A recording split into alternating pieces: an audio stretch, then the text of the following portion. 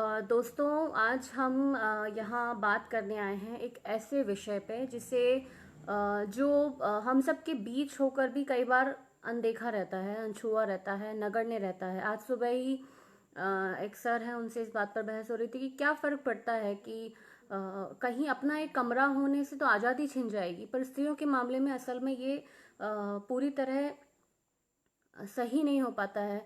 Anita ma'am भी आ गई हैं। हेलो अनीता मैम, आप सबको यहाँ देखकर बहुत खुशी हो रही है। और हमारा आज का विषय है लेखिका और उसका अपना एक कमरा।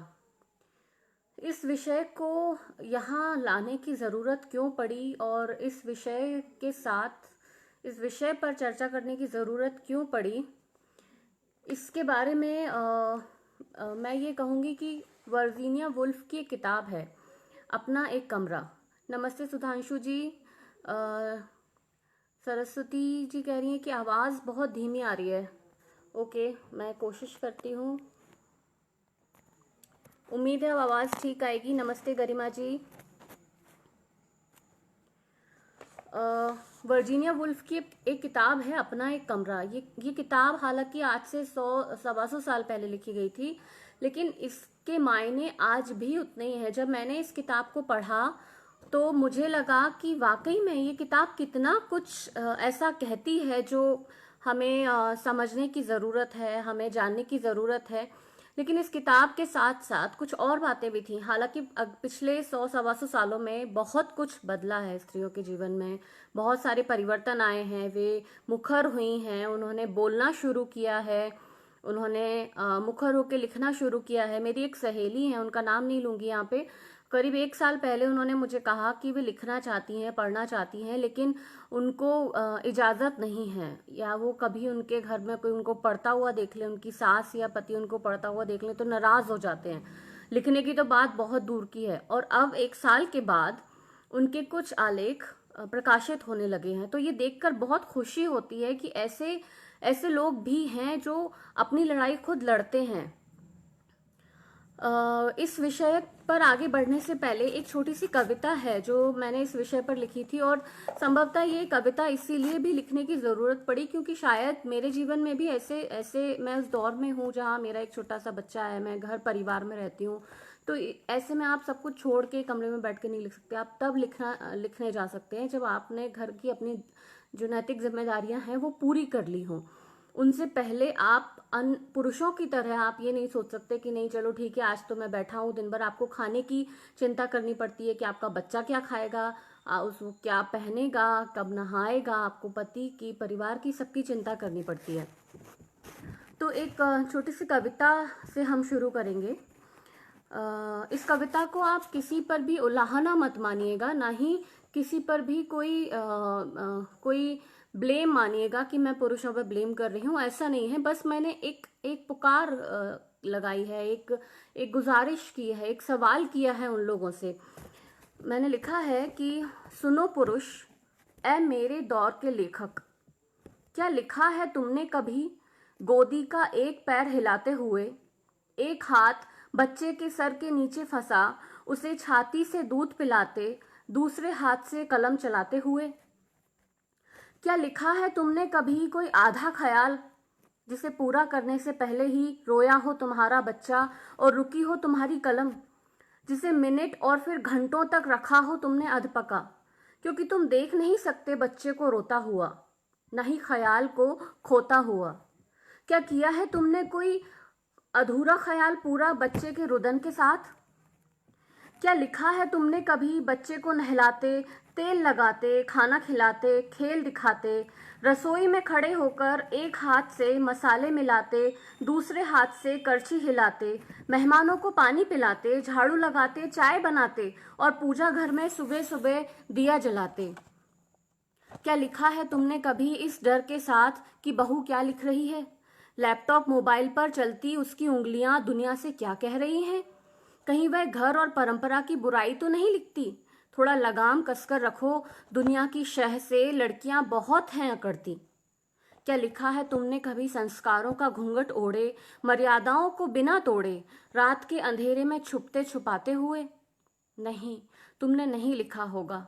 तुम लिखते हो ऑफिस की डेस्क पर, घर की मेज पर, अपने समय में जो सिर्फ तुम्हारा है, न तुम्हारी पत्नी का न तुम्हारे बच्चे का। तुम लिखते हो तुम्हारे समय में कलम चलाते हुए, और हमें लिखना पड़ता है सबके समय में थोड़ा थोड़ा, सबके समय से थोड़ा थोड़ा समय चुराते हुए। हम चुन सकते हैं ना लिखना भी, जैसे बहुतों ने चुना होगा। हम चुन सकते हैं सिर्फ माँ, पत्नी, बहू और बेटी बने रहना भी। हम चुन सकते हैं ऑफिस और घर में वर्कर बने रहना भी। हम चुन सकते हैं बच्चों को बड़ा कर हॉस्टल भेजने तक का इंतजार अपने लिखने के लिए। हम चुन सकते हैं अपने लिए अपने समय का खाली हो जाना भी। मगर हम नहीं चुनते, ना चुनेंगे, क्योंकि अब हमने टुकड़ों टुकड़ों में ही सही लिखना सीख लिया है। अधूरे ख्यालों को मिनट, दिन, महीनों तक भी मरने न देना सीख लिया है। तुम्हारे जीवन को चलाते हुए अपने जीवन को जीना सीख लिया है।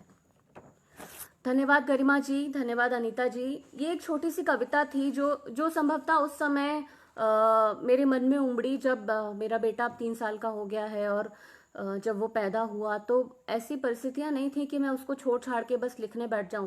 लेकिन जो प्रवृत्ति से एक लेखक होता है, क्या वो अपने ख्यालों पर रोक लगा सकता है कि नहीं भाई तुम 2 घंटे बाद आना, अभी मैं व्यस्त हूं? क्या वो ऐसा कह सकता है? लेखन कभी भी लिंग को चुनकर नहीं किसी के भीतर आता, वो तो आ जाता है। कोई भी स्त्री लेखक हो सकती है, कोई भी पुरुष लेखक हो सकता है। लेखन अपना दावेदार चुनते समय ये नहीं सोचता कि मैं स्त्री को चुन लूं या पुरुष को चुन लूं, वो तो चुन लेता है। इसी तरह कोई भी स्त्री ये सोचकर अपने ख्यालों को, अपने विचारों को नहीं छोड़ सकती कि नहीं भाई अब मैं 4 घंटे बाद सोचूंगी, अभी तो घर के काम है। आप जब आप लिख रहे होते हैं तो आपका दिमाग हर समय चल रहा होता है, आप हर समय सोच रहे होते हैं। बहुत सारे ख्याल ऐसे आ जाते हैं जब आप अति व्यस्त हैं, लेकिन वो ख्याल आपके दिमाग में आ गया तो आप क्या करेंगे? आपके पास वो आपकी व्यस्तता उसे लिखने नहीं देती, और वो ख्याल अधूरे रह जाते हैं, अध पके रह जाते हैं। इस विषय पे एक बहुत अच्छी बात मैंने पढ़ी थी। एक बहुत अच्छा लेख है गुल सारिका ठाकुर का। लेख का नाम है साहित्य में स्त्री का योगदान। शायद बीच में रुक गया था। आप सभी मुझे सुन पा रहे हैं? हाँ, तो मैं बात कर रही थी साहित्य में स्त्री का योगदान। गोल सारिका ठाकुर का यह लेख है। इसमें उन्होंने लिखा है, बहुत अच्छी बात लिखी है, कि साहित्य जब तक मौखिक परंपरा का हिस्सा था तब तक लेखन में स्त्रियों का योगदान बराबरी के स्तर पर रहा। ये अलग बात है कि इतिहास के पन्नों में उन्हें जगह नहीं मिली। भक्ति काल के युग में अनेक संत कवित्रियां हुई जिनके नामों का कहीं कहीं उल्लेख मिलता है, लेकिन उनकी रचनाओं का कहीं अता पता नहीं। हिंदी साहित्य के भक्ति काल में नाभादास कृत भक्तमाल में कवित्रियों की एक सूची है। सीता, झाली, सुमति, शोभा, प्रभुता, उमा, भटियानी गंगा, गौरी, कुंवरी, उभीटा, गोपाली, ऐसे अनेकों नाम हैं। आपने कभी सोचा है कि तुलसीदास के साथ साथ रत्नावली भी कवि थी, पर हिंदी साहित्य के अभी तक के इतिहास में उनके अस्तित्व को कोई दर्ज नहीं करता। क्यों नहीं करता? क्या हमने कभी सोचा कि जब तुलसीदास, सूरदास, कालिदास और भी बड़े बड़े लेखक हुए आदिकाल में, तो भक्ति काल में, तो हमारे सामने स्त्रियों का कोई उल्लेख क्यों नहीं है? क्यों हमें नहीं पता कि किसी स्त्री ने लिखा होगा? क्यों हमें नहीं पता कि कोई स्त्री इतनी बड़ी कवित्री या गद्यकार बनी होगी कि हम उन्हें उनके नाम से पहचान लें, जैसे हम पहचानते हैं कालिदास को, सूरदास को या तुलसीदास को या अन्य लेखकों को जिन्हें हम पहचानते हैं? तो ऐसे क्या कारण रहे कि स्त्री के पास स्त्रियां उस स्तर तक नहीं उभर पाई जिस स्तर तक पुरुष लेखक उभरे थे? ऐसे क्या कारण रहे होंगे? अपना एक कमरा एक ऐसा विषय है जो सिर्फ एक कमरे तक सीमित नहीं होता। असल में ये स्त्री के अस्तित्व की लड़ाई है कि उसका अपना अस्तित्व क्या है, वो कैसे अपने लिए समय खोजे, वो कैसे अपने अस्तित्व को अपने तक अपनी इच्छाओं को अपने तक सीमित रखे, और कैसे वो ना सबको समेटते हुए कुछ समय के लिए सिर्फ अपने बारे में सोच सके। असल में मुझे ऐसा लगता है कि हमारी कंडीशनिंग ऐसी होती है। कई लोगों से बहस होती है और वो लोग ये बात कहते हैं कि तुम लोग तो फिजूल में ही लड़ते हो, तुम ही लोग नहीं चाहते हो लिखना। वो बहुत बहुत चतुराई से ये सारा ब्लेम हम लोगों के ऊपर डाल देते हैं। लेकिन मैं ये कहूँगी कि ये ब्लेम स्त्रियों के ऊपर डालने की जगह हमें ये समझना चाहिए कि ये हमारी कंडीशनिंग में भी होता है। ये पितृसत्ता की चतुराई है कि एक स्त्री भी सारा जीवन वैसे ही बिताते होने के बावजूद भी अंत में जब वो अपनी बेटी, अपनी बहू या अपनी देवरानी या उससे छोटे घर में जो लोग होते हैं, उनको वो वैसे ही काबू में रखना चाहती है जैसे कि आज तक वो खुद किसी के काबू में रही। शायद यही एक कारण है। बहुत सारी ऐसी लेखिकाएं हैं जो छद्म नाम से लिखती हैं, क्योंकि उन्हें असल नाम से लिखने की आज़ादी नहीं होती। वो सब कुछ नहीं लिख सकती। आज किसी एक एक दोस्त है मेरी जिसकी अभी कुछ समय पहले शादी हुई है, अपने नए नए बसे संसार में बहुत सारी ऐसी चीज़ों से, बहुत सारी ऐसी मान्यताओं से, रूढ़ियों से दो चार हो रही है जिसको वो नहीं मानती, जिसको वो नहीं मानना चाहती या नहीं स्वीकारना चाहती। लेकिन वो खुलकर इन सब के बारे में नहीं लिख सकती। उसे इस बात की आज़ादी नहीं है, क्योंकि अगर वो ऐसा करेगी तो उसे अपने घर परिवार पर लांछन लगाने वाली स्त्री समझ लिया जाएगा। तो ये एक अस्तित्व की लड़ाई होती है कि कैसे स्त्री अपना अस्तित्व खोजे, अपने लिए वक्त निकाले, अपने लिए समय निकाले। वर्जीनिया वुल्फ का ये जो किताब है अपना एक कमरा, जिसका मैंने शुरू में जिक्र किया था, इसकी एक बहुत अच्छी लाइन है। इसमें लिखा है, क्योंकि यह एक सतत पहेली है कि किसी भी स्त्री ने असाधारण साहित्य का एक भी शब्द अब तक क्यों नहीं लिखा, जबकि पुरुषों के बारे में तो यह दिखाई देता था कि हर दूसरे पुरुष में गीत या सोनेट लिखने की योग्यता थी। हम बहुत आसानी से ये बात कह देते हैं कि स्त्रियों में योग्यता नहीं है इसलिए वो नहीं कर पा रहे। ये बात ड्राइविंग के मामले में बहुत पॉपुलर होती है। कई जगह इसके मीम भी बनाए जाते हैं, बहुत मजाक उड़ाया जाता है, बहुत चुटकुले बनाए जाते हैं कि सड़क पे अगर लड़की चल रही हो तो भाई देख संभल के चलना, नहीं तो गाड़ी ठोक देगी तुम्हारी या तुम्हारा एक्सीडेंट हो जाएगा। हम ये नहीं सोचते कि जब बेटा होता है तो हम उसे मोटरसाइकिल पकड़ा देते हैं। जब वो 12-13 साल का हो जाता है, उसकी मूछें आने लगती हैं या उसकी लंबाई पूरी हो जाती है, तो हम उसे मोटरसाइकिल पकड़ा देते हैं, बेटा धनिया ले आओ, बेटा चाय पत्ती ले आओ। लेकिन लड़की को हम गाड़ी कब देते हैं? क्या हम उसे 12-13 साल की उम्र में ही गाड़ी पकड़ा देते हैं, या हम उसे तब गाड़ी देते हैं जब वो परिपक्व हो चुकी होती है, जब उसे बहुत जरूरत होती है कॉलेज जाने की या ट्यूशन जाने की, तब हम उसे गाड़ी देते हैं? आजकल में ये डिफरेंस थोड़ा सा बदला है। अब शायद बहुत सारे लोगों को मिलने लगी हो, लेकिन ये जो चीज है ये बेस से क्लियर होती है कि आप एक व्यक्ति को किस लेवल पर वो सुविधाएं दे रहे हैं और दूसरे व्यक्ति को किस लेवल पर वो सुविधाएं दे रहे हैं। यही बात लेखन में भी होती है कि मैं अगर मान लीजिए मुझे कोई ख्याल मेरे दिमाग में उपजा और वो इस कदर मेरे अंदर बेचैनी पैदा कर रहा है कि मुझे उसको लिखने की बहुत ज़्यादा ज़रूरत है और मैं चाहती हूँ कि मैं उसे अभी लिख लूँ। मैं मौन हूँ, मैं मौन होकर मैं घर में अधिकांश समय मौन रहती हूँ और कई बार ये शिकायतें भी मुझसे होती हैं कि इसने सुना ही नहीं हमने क्या बोला था या कहाँ खोई हुई हो। तो उस समय दिमाग में बहुत कुछ पक रहा होता है, बहुत कुछ चल रहा होता है। आपका दिमाग हर समय सोच रहा होता है कि आज अगर आपको एक लेख किसी को लिखकर देना है तो उसका विषय क्या होगा, उसमें आप क्या लिखेंगे, उसमें आप सब्जेक्ट में कितनी सारे कौन से आंकड़े आपको देने हैं, कौन से रेफरेंसेस आपको देने हैं, आप उनके बारे में सोच रहे होते हैं।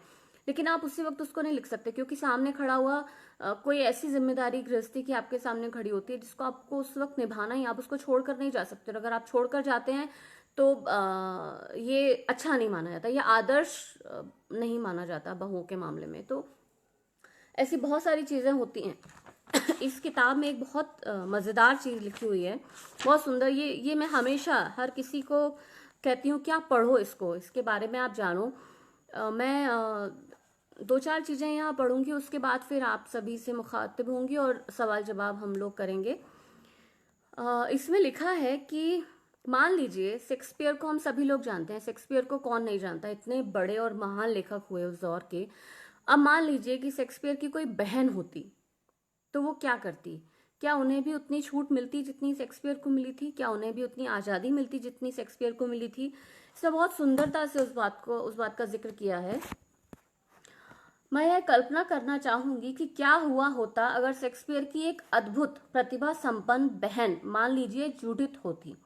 बहुत संभव है शेक्सपियर स्वयं ग्रामर स्कूल गए होंगे, जहां उन्होंने लैटिन, ओविड, वर्जिल और हॉरिस और व्याकरण और तर्कशास्त्र की शिक्षा प्राप्त की होगी।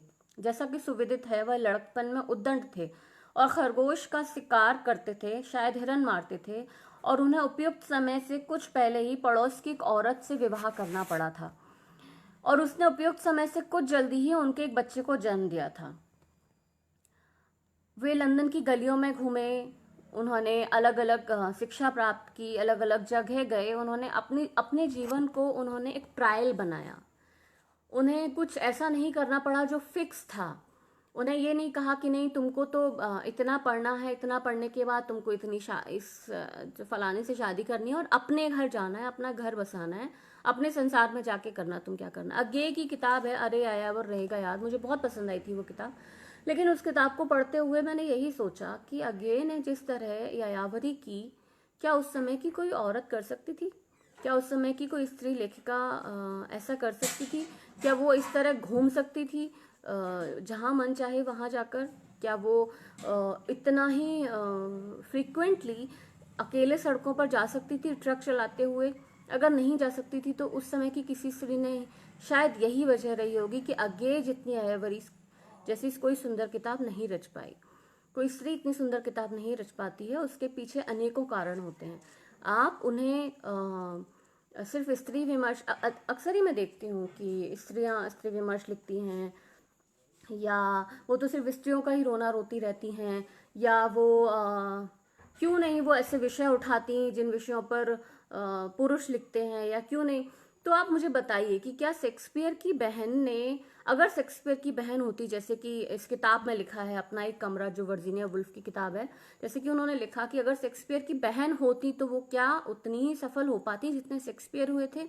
और क्या यायावर, अरे यायावर रहेगा याद जैसी कोई किताब उस समय की कोई स्त्री लेखिका लिख सकती थी, जिसने उन्हीं की तरह यायावरी की हो, सड़कों पे घूम घूम के किसी बंगाल के किसी छोटे से गांव में नदी पार करते हुए किसी अनजान नाविक के साथ बैठकर टीला पार, क्या वो कर पाती?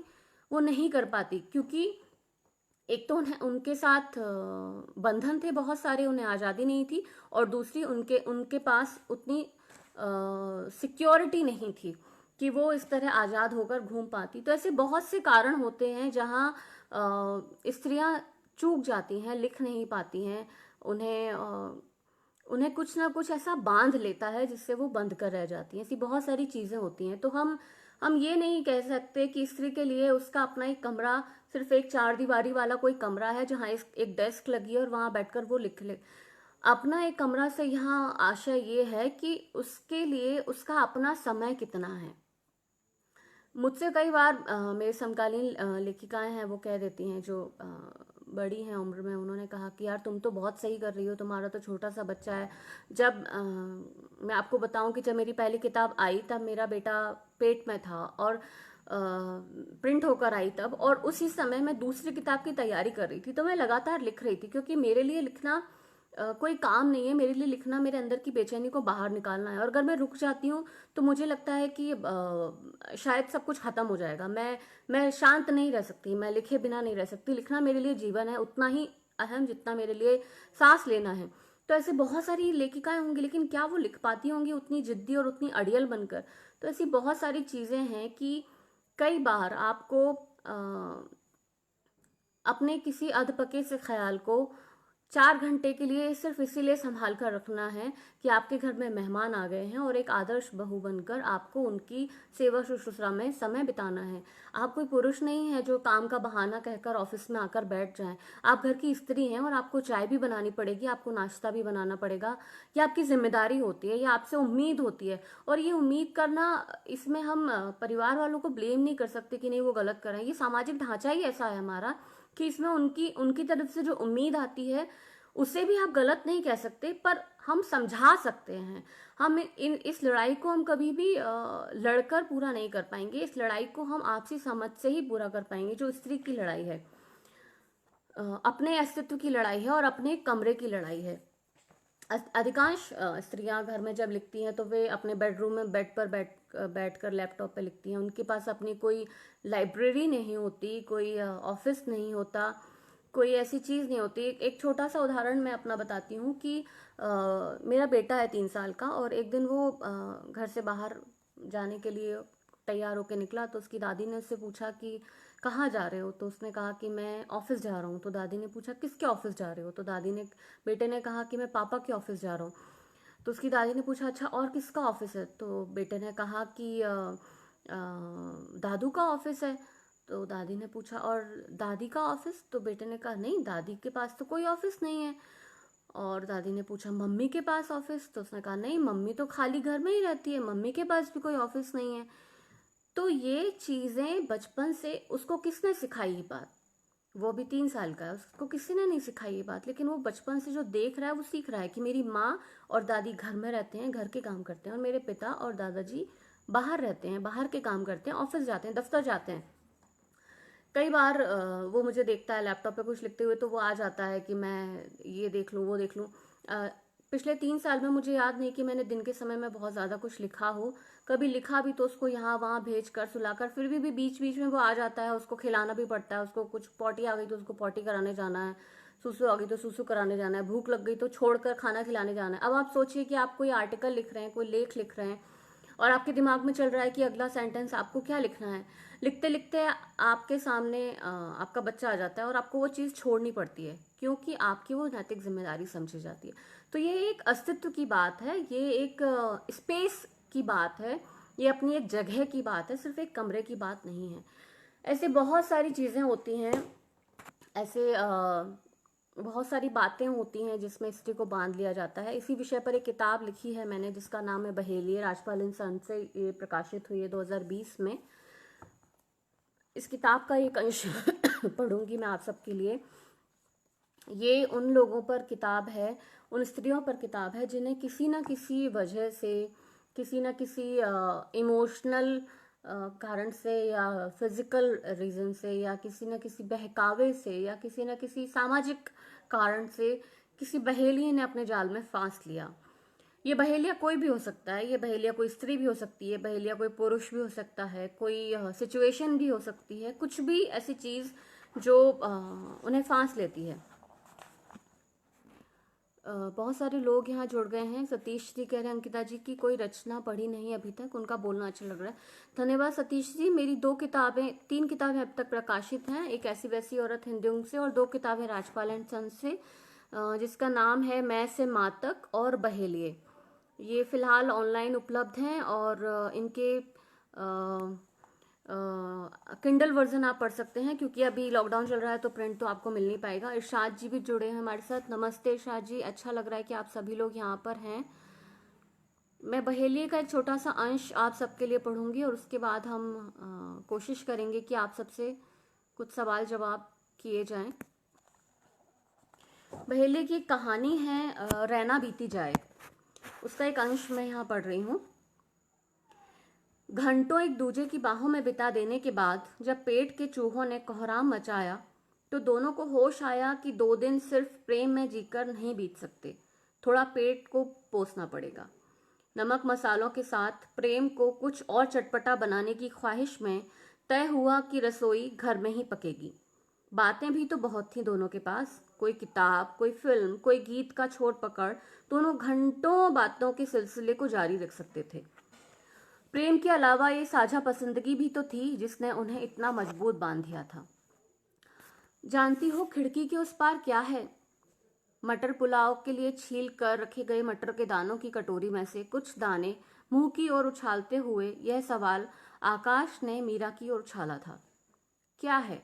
आकाश के हाथ से मटर के दानों का कटोरा छीनते हुए मीरा ने आंखों में झूठा गुस्सा भरते हुए कहा, एक दुनिया जहाँ स्त्रियां प्रेम, संगीत, सुर और गीत लिखती हैं, जहाँ हरियाली को देख उनके भीतर लहलहाते भाव उमड़ते हैं, जहाँ बारिश की बूंदों के साथ वे भी घुलकर धरती से प्रेम में लिपट जाती हैं, जहाँ सावन उनके मन में विरह नहीं मिलन का रोमांच लाता है, जहाँ नीला आसमान हल्के अंधियारे को ओढ़े दिन में भी उनके निर्वस मन की सुंदरता को निहारता रहता है।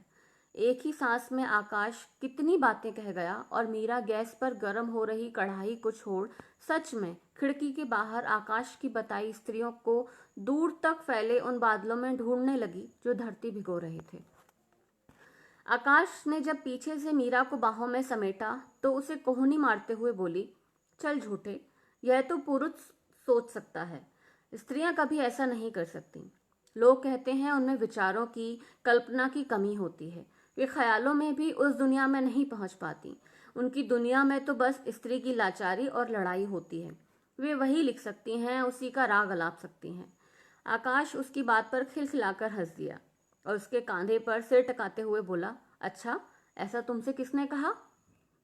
मीरा ने उसके गालों पर पहले प्रेम अंकित किया, फिर करछी से डराते हुए उसे दूर बैठने को कहे अपनी ही शरारत पर मुस्कुरा दी।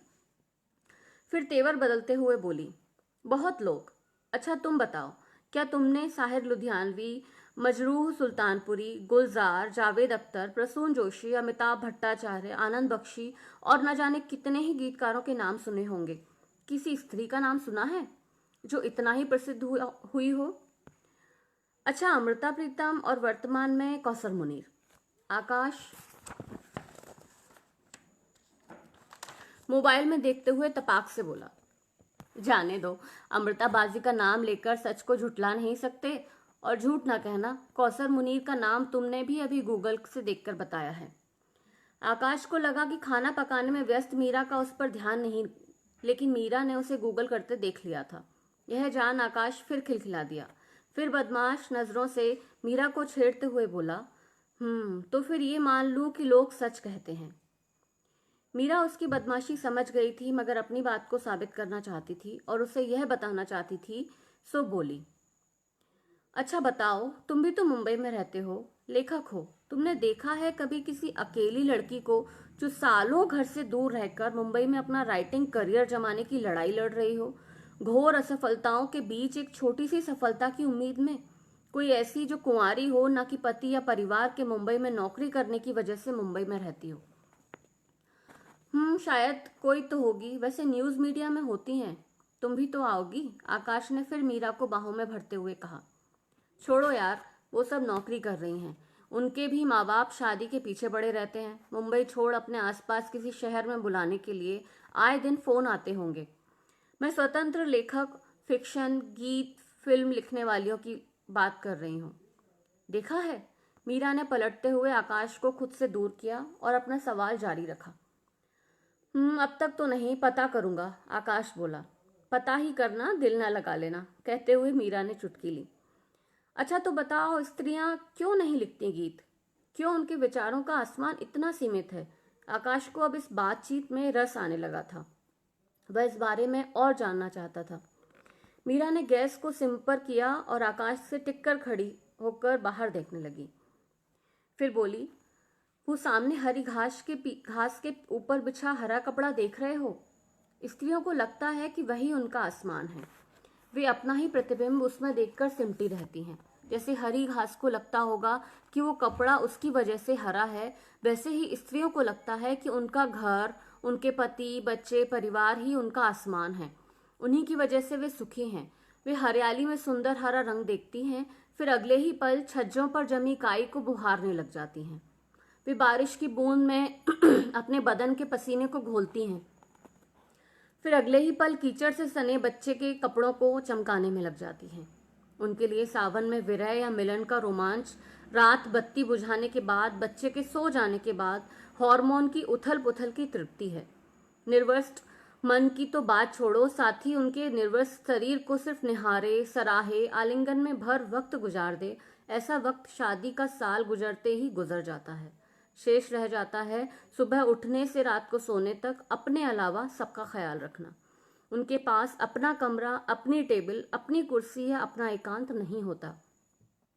किसी कविता में प्रेम लिखते वक्त जब बच्चा रोने लगता है, सास आवाज लगा देती है, पति चाय मांग लेता है, ननद नेल पेंट दिखाने आ जाती है, तो वह प्रेम भूल जाती है, गीत भूल जाती है। याद रहता है तो सिर्फ यथार्थ और जीवन।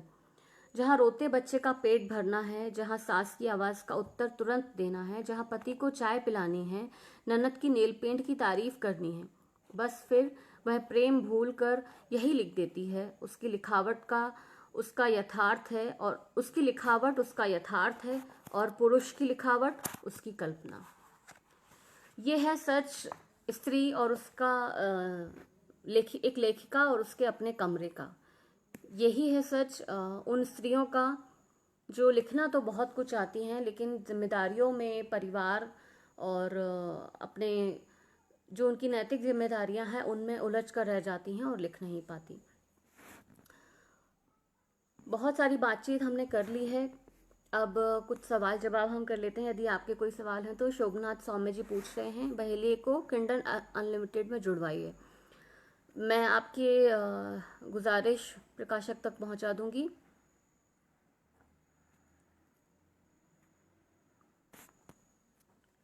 इसके अलावा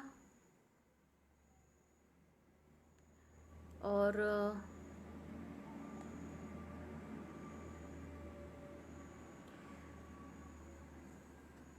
रोमिका वर्मा जी कह रही हैं इतना सच सुना नहीं जाता। बिल्कुल ठीक कह रही हैं आप रोमिका। यही इस समाज का सच है कि अगर आप उनसे सच कह रहे हैं तो वे सच सुन नहीं पाते, सच उनसे बर्दाश्त नहीं होता। उनको लगता है कि ये तो शिकायत कर रही है। स्त्री अगर अपनी कोई भी बात कहती है तो तुरंत ये मान लिया जाता है कि ये परिवार की बुराई कर रही है, जरूर ये चुगली कर रही है, ये शिकायत कर रही है। आपको अगर लिखना है, आपको अगर कहीं जाना है तो आप पहले अपनी जिम्मेदारियां पूरी कर लीजिए, उसके बाद आप सारे काम कर लीजिए। आपसे यही उम्मीद की जाती है कि आप पहले सबका काम कर लीजिए, उसके बाद आप अपना काम करिए। रजनीश सिंह जी ने रहना बीती जाए से कहा था, और शायद मैंने ये पढ़ा नहीं, कमेंट अभी पढ़ रही हूँ और वही मैंने सुनाया। सतीश सरदाना जी पूछ रहे हैं आप अपने बारे में कुछ बताइए। सतीश जी, मेरा नाम अंकिता जैन है, मैं जशपुर नगर छत्तीसगढ़ में रहती हूँ और पढ़ाई मैंने मास्टर किया है, एमटेक किया है कंप्यूटर साइंस इंजीनियरिंग में, आर्टिफिशियल इंटेलिजेंस में रिसर्च की है, कॉलेज में पढ़ाया भी है। और गुना बेसिकली मध्य प्रदेश की रहने वाली हूँ और इन दिनों छत्तीसगढ़ जशपुर में रह रही हूँ। यहाँ हम लोग ऑर्गेनिक फार्मिंग करते हैं, यही हमारा मुख्य व्यवसाय है। और इसके अलावा पेट्रोल पंप है हमारे ससुर जी का। मैं लेखक हूँ पेशे से। जो पढ़ाई लिखाई की थी वो तो सब छोड़ दिया, अब सिर्फ लेखन में दिल लगता है, लेखन में रुचि है, तो बस वही कर रही हूँ। 3 किताबें अब तक प्रकाशित हो चुकी हैं।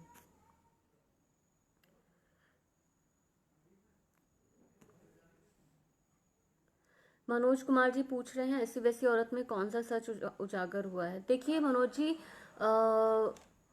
जैसे कि मैं अभी इतनी देर से आपसे बात कर रही थी कि स्त्री का जो अपना अस्तित्व होता है, वो अस्तित्व हमेशा से ये मान लिया जाता है कि वो वही करे, वही जो एक आदर्श छवि है, हम उससे इतर होकर उसकी छवि नहीं देखना चाहते। हम ये नहीं सोचना, हम चाहते हैं कि अगर बेटी बने तो उसको 6 साल की उम्र से चाय बनाना आने लगे, उसको 12 साल की उम्र तक गोल रोटियां बनानी आने लगे और 18 साल की उम्र तक वो रसोई संभालने में एकदम परिपक्व हो जाए। और जब वो अपने ससुराल जाए तो वहां से उसकी कोई ऐसी शिकायत ना मिले जिससे मायके वालों को सर झुकाना पड़े। ये उम्मीद की जाती है और यही उम्मीद ससुराल वाले करते हैं कि जब बहू आए तो वो आते ही पूरा घर गृहस्थी चौका रसोई सब संभाल ले और परिपक्वता से जिंदगी गुजरने लगे उनकी। वो ये उम्मीद नहीं करते कि कोई अगर नौकरी पेशा बहू आ गई तो वो सुबह खाना बनाकर जाए, शाम को आकर खाना बनाए, या कोई वर्क फ्रॉम होम है तो वो पहले घर के सारे काम निपटा ले फिर अपना काम करे। तो ये जो चीजें हैं, ये इसी तरह की कई सारी चीजें उस किताब में हैं जो उन स्त्रियों के बारे में है जिनको समाज अनदेखा कर देता है, जिनको समाज गंदगी समझता है। संतोष जी बोल रहे हैं नारी त्याग की प्रतिमूर्ति है तो क्या पुरुष त्याग को त्याग का कवर नहीं है, जो कि अपना सब कुछ देखिए संतोष जी, मैं ये नहीं मैं कभी भी नारी को त्याग की मूर्ति बनाने में के पक्ष में तो वैसे भी नहीं हूँ। मैं इस पक्ष में हूँ कि पुरुष और स्त्री दोनों ही मिलकर संग संग सारी जिम्मेदारियां निभाएं। ये ना समझा जाए कि रोटी बनाना स्त्री का काम है और पैसे कमाना पुरुष का। एक बहुत अच्छा उदाहरण है, 2 साल पहले की बात है, मेरा बेटा तब कुछ महीने का ही था और मैं पुणे गई हुई थी अपनी बहन के पास। तो वहां पर मुझसे मिलने मेरा एक दोस्त आया और वो अपने साथ अपना 1 साल का बेटा लेकर आया। तो मैं बड़े आश्चर्य में थी क्योंकि जनरली 1 साल का भी नहीं था वो, शायद तब 6 3 4 4 5 महीने का ही था। कि इतने छोटे बच्चे को जनरली पुरुष लेकर नहीं घूमते हैं और घंटों के लिए तो कभी नहीं लेकर जाते क्योंकि उन्हें डर होता है कि बच्चा रोने लगेगा। कई पुरुष तो बच्चे को गोदी में उठाने से भी डरते हैं। तो लेकिन स्त्री नहीं डर सकती। आप ये देखिए, वो नैसर्गिक है उसके भीतर कि जब उसका बच्चा होता है तो वो उसको गोदी में लेते ही सब कुछ सीख जाती है। तो मैंने उससे पूछा कि यार ये तो सही है, तुम उसको लेकर घूम रहे हो और तुम्हारी वाइफ, तो उसने कहा कि हमने जिम्मेदारी को आधा आधा बांट लिया है। मैं क्योंकि वर्क फ्रॉम होम कर सकता हूँ, तो 3 दिन बच्चे को मैं संभालता हूँ पूरी तरह, 24 घंटे की जिम्मेदारी मेरी है, और 3 दिन मेरी पत्नी संभालती है, 24 घंटे की जिम्मेदारी उसकी है। तो ये कितनी सुंदर बात है कि आपने उस स्त्री को भी उसका अपना अस्तित्व खोजने की आजादी दी, आपने उसे छूट दी कि वो समझ सके कि उसको क्या चाहिए, वो क्या क्या करना चाहती है। लेकिन जनरली ऐसा होता नहीं है, हर पुरुष ऐसा नहीं करता। वो सोचता है कि नहीं यार, बच्चा पालना तो औरत मेरी पत्नी की जिम्मेदारी है, मैं आऊंगा घंटे 2 घंटे खेल लूंगा जैसे पड़ोसी का बच्चा है, एंटरटेनमेंट हो जाएगा मेरा, बस इतने तक की उसकी जिम्मेदारी होती है। वो सोचता है कि मैं उसके लिए पैसा कमा रहा हूँ, मैं घर से बाहर जा रहा हूँ, मैं भी तो अपना जीवन दे रहा हूँ। तो मैं ये नहीं कह रही हूँ कि पुरुषों ने अपना जीवन नहीं दिया, मेरे पिता, मेरे पति, मेरे ससुर, कल को मेरा बेटा भी अपने परिवार के लिए जिएगा। लेकिन हम क्यों उन जिम्मेदारियों को एक लकीर से काट देते हैं, क्यों हम उन्हें बांट देते हैं, हम क्यों आधा आधा काम नहीं करते? आज के समय में जहां औरत भी पैसा कमाना जानती है, पैसा कमा रही है, संभवतः अपने पतियों से ज्यादा भी कमा रही हैं कई, तो क्यों वो हम उनके अहम पे लगता है? क्यों वो ये नहीं कहते कि ठीक है आज सुबह का खाना तुम बनाना, शाम का खाना मैं बनाऊंगा? दोनों ही तो नौकरी कर रहे हैं, दोनों ही तो पैसा कमा रहे हैं, तो ऐसा क्यों नहीं होता? बहुत सारे मेरे मित्र ऐसे हैं जो ऐसा कर भी रहे हैं। वक्त बदल रहा है, तो हम उम्मीद में जीते हैं, हम इस उम्मीद में जी सकते हैं कि कल को और अच्छा वक्त हम देखें। लेकिन अभी भी ऐसे पुरुषों की संख्या सिर्फ 1% ही है। संगीता सेठी जी कह रही है, मेरा बेटा आजकल मेरे कमरे में आकर पूछता है कि आपके लिए लिखना जरूरी है या बेटा, और मैं बहन में भरकर बाहों में भरकर कहती हूँ बेटा। ऐसा ही होता है संगीता जी, जब हम उस स्थिति में फंस जाते हैं तो हमारे पास कोई ऑप्शन नहीं होता कि हम ये कह दें कि नहीं बेटा मेरे लिए लिखना जरूरी है। पर हम ये हम कर सकते हैं कि हम बचपन से उसे समझाएं कि बेटा जब माँ लिख रही हो तो वो उसका उसका अपना वक्त है, उसका अपना समय है। मैं अपने बेटे को ये सिखाने की कोशिश कर रही हूँ, मेरा 3 साल का बेटा है। जब मैं लिख रही होती हूँ, उसके सारे काम करने के बाद मैं लिखने जाती हूँ, उसे सुलाने के बाद। 99% मैं तभी लिखती हूँ जब वो सो चुका होता है, लेकिन अगर वो जागा भी है तो मैं उसके सारे काम करने के बाद लिखने जाती हूँ। और जब मैं लिख रही होती हूँ और वो कमरे में आ भी जाता है तो मैं उससे कहती हूँ बेटा अभी बुआ के साथ खेलो, या दादी के साथ खेलो, या पापा के पास जाओ, मम्मी अभी ज़रूरी काम कर रही है। जब मम्मी काम कर रही होती तो डिस्टर्ब नहीं करते हैं। अगर मैं उसको अभी से ही सिखाऊंगी तो बड़े होते तक उसको ये बात समझ में आने लगेगी जब माँ अपना काम कर रही होती है तो मुझे उसको उसका स्पेस देना है, मुझे उसको समझाना है। उसमें कुछ अच्छी आदतें अभी से डाल रही हूँ कि उसके कई सारे काम मैं चाहती हूँ कि वो खुद करे। जैसे उसकी चप्पलें बिखरी हैं तो उसको उठा के वो खुद रखे, उसके खिलौने वो उठा के खुद रखे, या घर के किसी काम में उसकी छोटी सी मदद ले ली। तो ये चीजें हमें अपने बेटों को आज से सिखानी पड़ेंगी। तब आज से 25 साल बाद किसी की बेटी को ये सुख मिलेगा कि उसका पति उसे बराबरी पर रखे, उसकी जिम्मेदारी पर उनकी जिम्मेदारियां बराबरी से बांटे। सत्येंद्र जी कह रहे हैं, मैं से माता की एक बेस्ट बुक है आपकी अब तक मेरे लिए। धन्यवाद सत्येंद्र जी। अ, अच्छा, अंबिकापुर तो यहाँ पास में ही है संगीता जी। सतीश जी, आपने जितनी कहानी सुनाई है उससे अंदाजा लगता है कि आप ममता कालिया जी की परिपाटी को आगे बढ़ाएंगी। अच्छा लगता है, उनके जितनी समर्थ लेखिका हैं। मैं ममता जी जितनी समर्थ तो अभी नहीं हूँ, अभी तो उनसे बहुत छोटी हूँ। हमारी उम्र के बीच में भी करीब 55 साल का अंतर है, तो अब से 55 साल बाद मेरे लेखन में जो परिपक्वता आएगी वो अभी बेशक नहीं हो सकती। लेकिन हाँ, बहेलिये का जो अंश, जिस किताब का ये अंश मैंने आपको सुनाया, उसकी प्रस्तावना ममता जी ने लिखी है, और वो मेरी पसंदीदा लेखिकाओं में है, मेरी आदर्श भी हैं, मैं उन्हें बहुत मानती भी हूँ। उनकी किताब बेघर मुझे बहुत ज़्यादा पसंद है।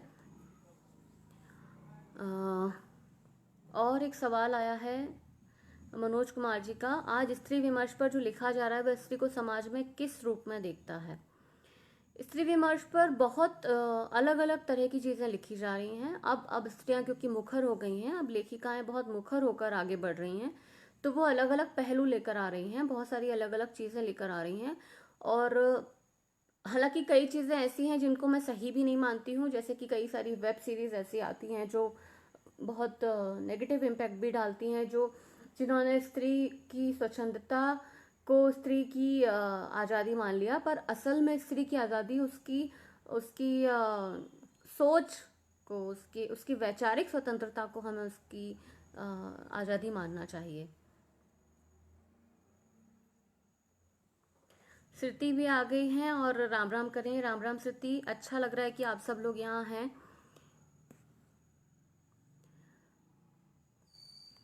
चलिए, हमारा वक्त हो चला है, और कोई बातचीत, अगर कोई सवाल आपको करना हो तो हम करते हैं, और फिर मैं कुछ पंक्तियाँ अपनी कविता की पढ़ के यहाँ सब आप सबसे विदा लूँगी। सतीश जी पूछ रहे हैं, आप किससे प्रेरणा लेती हैं, किससे प्रेरणा प्राप्त करती हैं? सतीश जी, मेरी सबसे बड़ी प्रेरणा मेरी माँ है, क्योंकि इस वजह से नहीं कि वे मेरी पहली गुरु हैं, बल्कि इस वजह से कि मैंने उन्हें अपने पूरे जीवन में जो झाड़ू बने देखा, उन्हें लड़ते देखा है, जिम्मेदारियों को निभाते हुए भी। मैं क्योंकि ऐसे परिवार से हूँ, ऐसे जगह से हूँ जहाँ लड़कियों को उतनी आज़ादी नहीं मिलती थी, उन्हें उतना पढ़ाया लिखा नहीं जाता था, उन्हें कम उम्र में उनकी शादियाँ हो जाती थीं। बीए एमए कर लिया तो बहुत पढ़ लिया माना जाता था।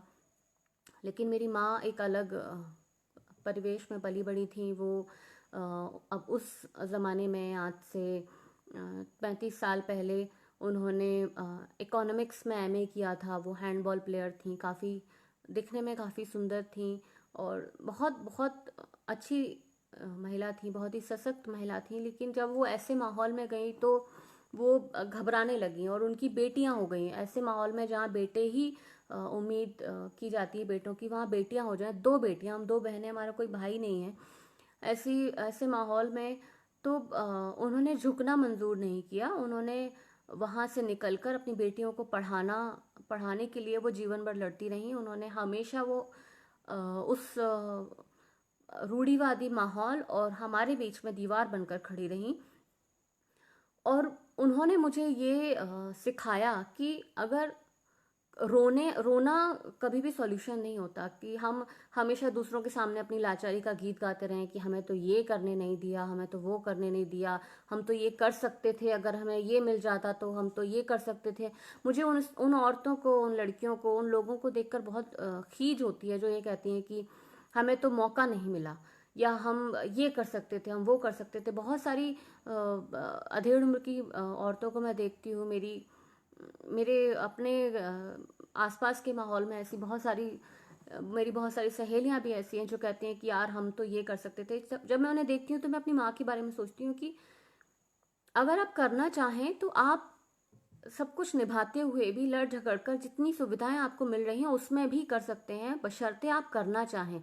अगर हम सुविधाओं का इंतजार करते रहेंगे, अगर हम ये इंतजार करते रहेंगे कि सामने वाला आकर हमसे कह दे कि जाओ अब तुम करो, तो आप कभी नहीं कर पाएंगे अपने जीवन में। आपको जितना मिला है उतने में ही आपको अपने आप को प्रूव करना है, आपको अपनी लड़ाई लड़नी है, आपको अपने अस्तित्व की लड़ाई लड़नी है, और आपको उतने में ही जीत कर दिखाना है। तब जाके आपके आगे के रास्ते खुलते हैं। मेरी माँ ने हमेशा यही किया है। उन्होंने हमें यही सिखाया है कि जितना तुम्हें मिल रहा है, पहले उतने में तो खुद को साबित करके दिखाओ, पहले उतने में तो खुद कुछ करके दिखाओ।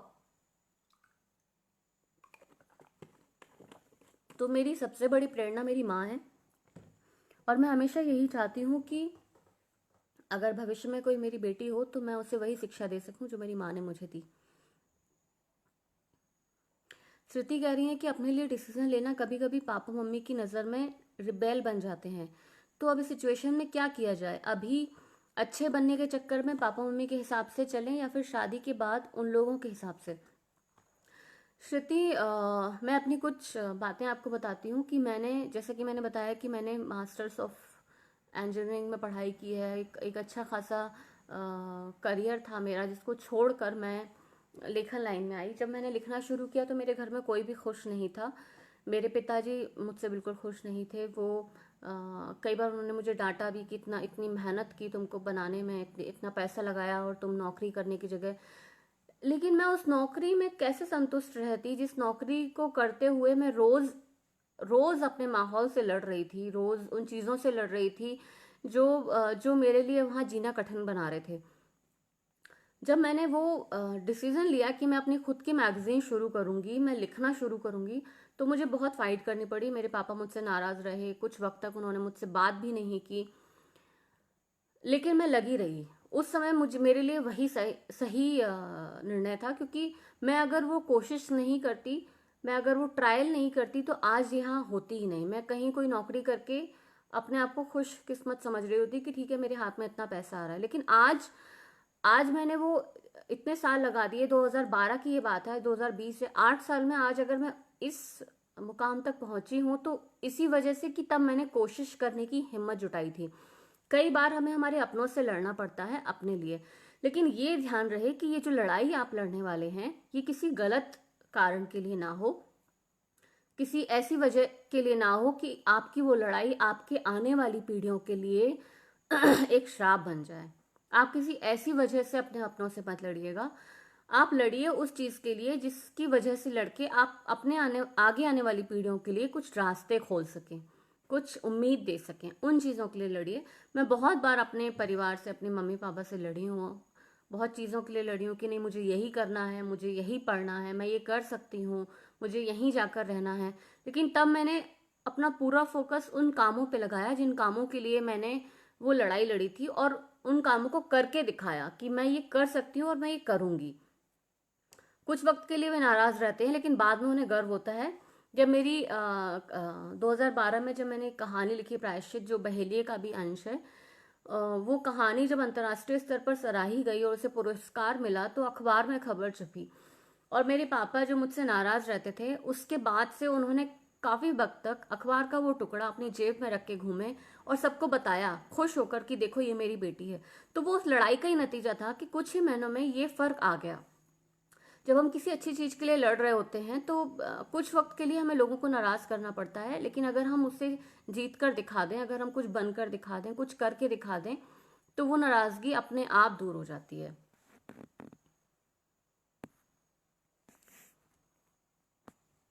सत्येंद्र, अगली किताब जल्दी ही आएगी। अभी तो लॉकडाउन चल रहा है, और एक किताब मेरी किसान पर भी आने वाली है। फिलहाल कुछ लिख नहीं रही हूँ, क्योंकि इस वक्त थोड़ा घर परिवार खेती किसानी में मन लग रहा है। अगर कुछ लिखूंगी तो ज़रूर बताऊंगी।